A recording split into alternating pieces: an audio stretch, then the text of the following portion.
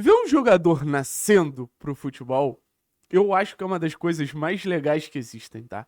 Eu sou apaixonado nesse processo. E a gente tá vendo muita gente boa nascer nesse momento dentro do elenco do Atlético. A gente tá vendo o Dudu dar os seus primeiros passos, e aí a gente fica imaginando, né? O que vai ser o Dudu de tudo que a gente viu na base, desses primeiros passos tão legais no time principal. Mesma coisa com o João Cruz, o Julimar, que é um jogador que eu acho que, pô, tá um pouquinho à frente até por questão de idade, mas a gente viu o processo de formação do Julimar. Eu lembro exatamente o jogo que o Julimar desabrochou, que foi um jogo contra o Flamengo, aquele empate no último minuto, mas o Julimar entra muito bem. E desde então, o Julimar ele só melhora ao ponto de muita gente considerar um titular absoluto hoje do elenco do Atlético, inclusive eu acredito que deveria ser. E eu queria falar sobre o Derek, porque a gente acompanhou muito o Derek na base, né? A gente sabe o que é o Léo Derek. E eu acho que a gente tava vendo um cenário de um jogador que conversava pouco com essa essência do Léo Derek. O Léo Derek não vinha sendo o jogador que me fez pedir ele no time principal. O Léo Derek não vinha sendo o jogador que me fez entender que ele era totalmente diferente.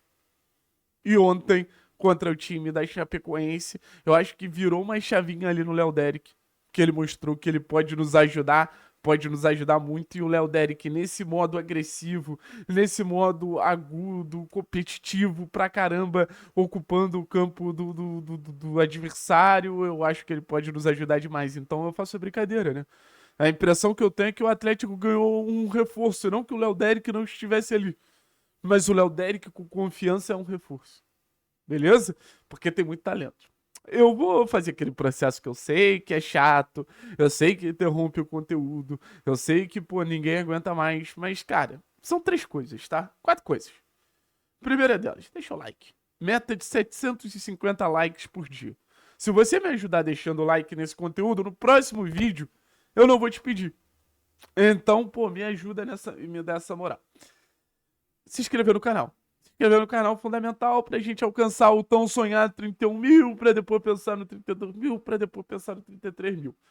E, cara, depois, reflita. Vê se vale a pena se inscrever no canal como membro. Assim, hoje a gente tá sem nenhum patrocinador, eu não tô chorando, mendigando aqui com vocês. Mas eu sempre falei, o maior patrão desse canal, o maior patrocinador desse canal é você. Então faço convite, patrocine o canal por apenas R$ 5, você se torna membro, tem direito ao nosso grupo, informações em primeira mão, por exemplo, a escalação do jogo contra a Chapecoense vai ser sobre primeira mão, quase 24 horas lá no canal. 3 pontos, tem informação. Eu acho que muita gente não sabe sobre o Renan Lodge lá. E óbvio, se você quiser contribuir financeiramente, você tem aí a opção do Live Pix, que você pode apontar o seu celular para esse QR Code e aí você faz qualquer doação. É a câmera do celular, não é a câmera do aplicativo do banco. Beleza, minha rapaziada? Continuando a falar do Léo Derek, eu acho que vinha sendo outro jogo muito discreto por parte do Léo Derek, de um Léo Derek receoso nos avanços. Eu acho que isso parte muito de um receio. Não, eu vou avançar muito aqui, eu vou acabar deixando espaço nas minhas costas, o adversário pode chegar, pode aproveitar desse espaço e eu não vou conseguir defender da melhor maneira possível, então eu prefiro não avançar tanto. Só que aí a gente entra numa questão, o medo de avançar tira o Léo Derek dessa casinha que ele pode entregar hoje, que é a melhor versão possível dele. Então, o Léo Derek não pode ter esse receio de jeito nenhum, porque é essa versão que fez o Léo Derek ir para a seleção brasileira, ter quase 10 anos de Atlético, ser o jogador que está no profissional do time. Se vier uma bola nas costas, acontece.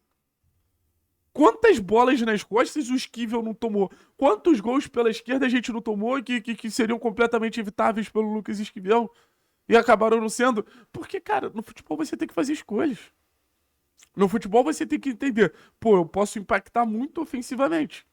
Então eu vou tentar ter uma presença ofensiva acima da média. Ah, mas vai deixar o espaço aqui. Cara, que me cubram. Eu acho que vale mais a pena você arriscar em ter um Léo Derick muito bem ofensivamente que fazer o cálculo e pensar no receio de ter o Léo Derick comprometendo defensivamente, porque quando a gente começou a ter o Léo Derick no jogo, atacando mais pelo aquele lado, nosso lado esquerdo ficou muito mais perigoso. E falando exclusivamente do Léo Derick, eu pelo menos, pô, óbvio que o gol chama muito atenção, porque é um puta de um golaço. E se ele tivesse receoso lá atrás, o gol não teria saído do papel, mas ele quase sofre um pênalti também. E aí a gente lembra no jogo contra o Corinthians, na Arena da Baixada, que ele cria boas situações. Aí a gente vai lá atrás, se eu não me engano, contra o Rio Branco, no Campeonato Paranaense, que ele entra e dá 2 assistências. O Léo Derick é quase que um atacante. O Atlético, quando atacar, ele vai deslocar ou o Esquivel, ou o Arthur Dias, ou o Léo Pelé, que é esse zagueiro pela esquerda, para fazer a cobertura do Léo Derick e dar toda a liberdade pro Léo Derick. Porque, primeiro, tem muito talento para atacar, tem muito talento para chegar à frente. E outra, faz com que o Atlético ataque com mais gente. E aí a gente começa a falar um pouquinho desse impacto coletivo, né? Porque, por exemplo, jogando fora de casa, você vai atacar com menos gente ao natural nesse jogo de transição. Que aí você tem o Viveiros, que vai atacar o espaço, que aí você tem o Mendonça, que vai atacar o espaço, que aí você tem o Juremar, que vai atacar o espaço. Beleza, ótimo, incrível, maravilhoso, lindo demais. Mas no final das contas, se você tiver esses caras atacando o espaço mais o Léo Derick, é mais gente que pode encontrar a solução ali no último terço, como o Léo Derick encontrou fazendo aquele gol absurdo. O gol do Léo Derick é um golaço surreal. Começa no passe do Zapelli muito bem, mas pô, o domínio que ele dá, o ataque ao espaço, o drible no goleiro. E eu vou contar um negócio pra vocês bem baixinho. Não é novidade esse tipo de lance pra quem acompanhava o Léo Derick na base. Não é um cenário muito fora da curva pra quem acompanhava o Léo Derick na base. O Léo Derick na base era isso aí. O Léo Derick na base era esse jogador desequilibrante no último terço que a gente pôde ver. Então, desculpa, não tem justificativa pra gente quebrar a essência do jogador. Não tem justificativa pra gente tentar moldar o Léo Derick como um lateral defensivo. O Léo Derick é flecha, o Léo Derick é presença lá em cima. E não que o Odair faça isso não, tá? Mas eu acho que o receio do time de tomar gols, muitos gols são tomados pela esquerda.